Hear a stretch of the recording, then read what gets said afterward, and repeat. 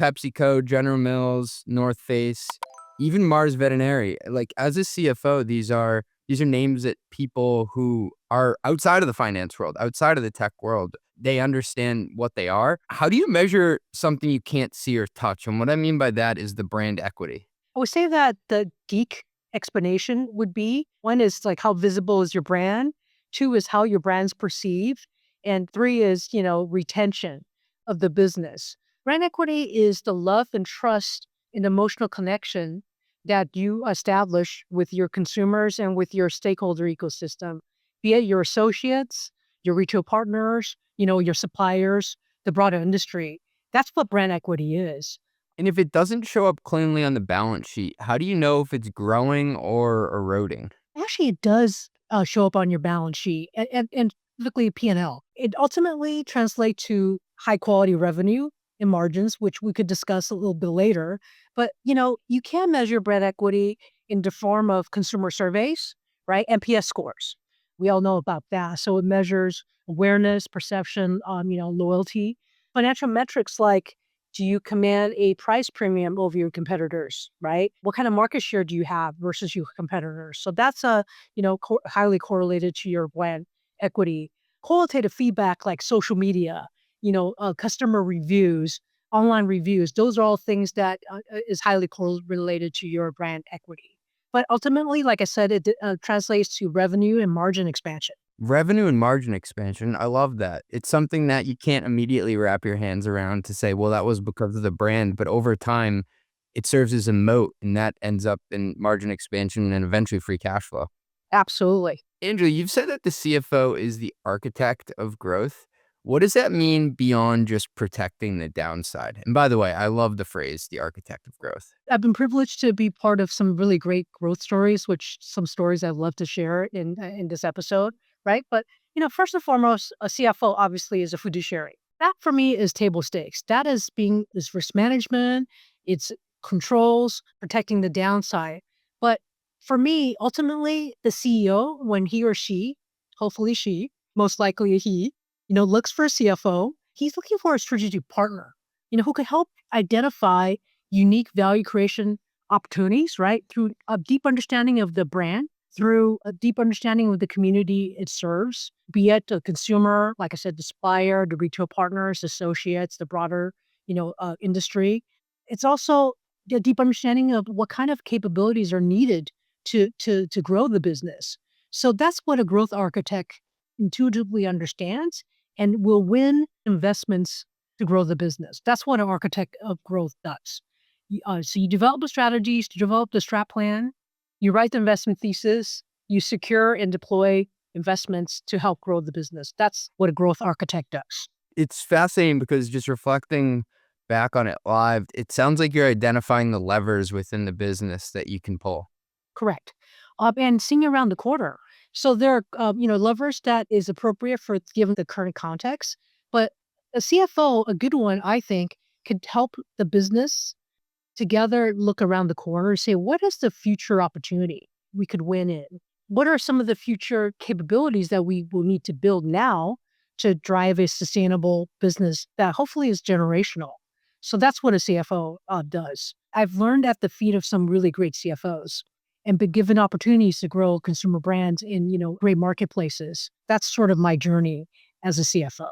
And you connect money, ideas, and talent. Which of those do you think companies consistently underinvest in? First, I like to say that the CFO obviously sits in a very unique chair, looks across enterprise, and have the unique opportunity to say, how do we connect dots?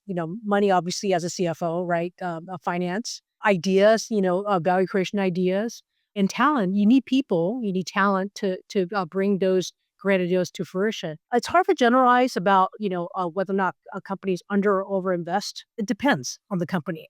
So for a business like the North Face, which I was the CFO for over a decade and helped grow that business, it's a product company. So we work really hard on product innovation. So those are ideas that we reinvested behind. For Mars Veterinary Health, which is the world's largest veterinary company, so think animal hospitals. There's no animal hospital without vets. So we invest really heavily on veterinary professionals. So I would say that it depends on the context and the business you're in. So some businesses need to work hard on ideas. Some businesses need to work harder on talent. You need great talent to run any sort of generational company. It's interesting, though, how talent can be the product in and of itself in many ways. You think like veterinary business, obviously it's about the pet. The business exists to serve the pet, to, provide the best access, to provide the best medicine, but you don't have a business without veterinarians. So in the veterinary business, the most valuable thing, it's kind of a contrarian, isn't on the balance sheet. You're like, okay, I have this much, assets in animal hospitals. All right. But the most valuable thing that you don't capture on the balance sheet is the talent that you have to deliver the best in class medicine, to earn the trust of pet parents like myself. And I think you have a pet too, right? Yeah. Those things don't, show up on the balance sheet. But the reason why the people come to you is I trust my vet with my pet's life. My pet is my child. So to invest in the talent in the hospital is actually probably the most important first thing that we needed to do. I remember speaking to someone who was a partner at a management consulting firm, and he said, CJ, it's a beautiful business in some respects because my assets that I run the company on, they enter and leave the building each day in the elevator. He said, but from another sense, it's a scary business to run because my assets enter and leave the building every day in the elevator. Yeah, I mean, you think about it, our doctors and the nurses that support the doctors, that exists in human healthcare as well as animal healthcare. What's unique about animal health is it's got a very different revenue model. It's all a fee for service. There's no insurance. I mean, veterinarians enter the business because they love pets. They're not really in it to make money, most of them. They, grow up dreaming to be, as a kid, dreaming of to be a veterinarian when they grow up. So for me as a CFO, I have to learn the business emotionally, in addition to understanding the business intellectually.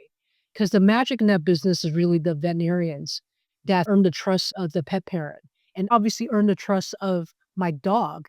So the first thing that my dog does is run to his vet and plops down on his back and asks for a belly rub, and they indulge and they love it. That's not something that you see in human healthcare, I would say. Maybe in pediatrician, but again, just to speak to what is immeasurable in the balance sheet is that trust and that love and that compassion. If you're paying for A-level finance talent, they shouldn't be doing B-level tasks. CFO time is expensive. Senior finance hires are wicked expensive. And yet, in many companies, highly paid operators still spend hours reviewing expenses, chasing receipts, and reconciling systems that should already be automated. That's where Brex comes in. Brex is an intelligent finance platform that combines corporate cards with built-in expense management and AI agents that automate the repetitive work finance teams usually handle manually. Transactions are categorized automatically. Receipts are matched. Policies are enforced in real time. Reconciliation just runs in the background. So instead of adding admin as you grow, you increase output per finance hire. Brex is already automating hundreds of thousands of hours of manual finance work every month across 35,000 companies, including Anthropic, Coinbase, and DoorDash. If you want your finance team focused on performance instead of paperwork, check out brex.com/metrics. That is brex.com/metrics.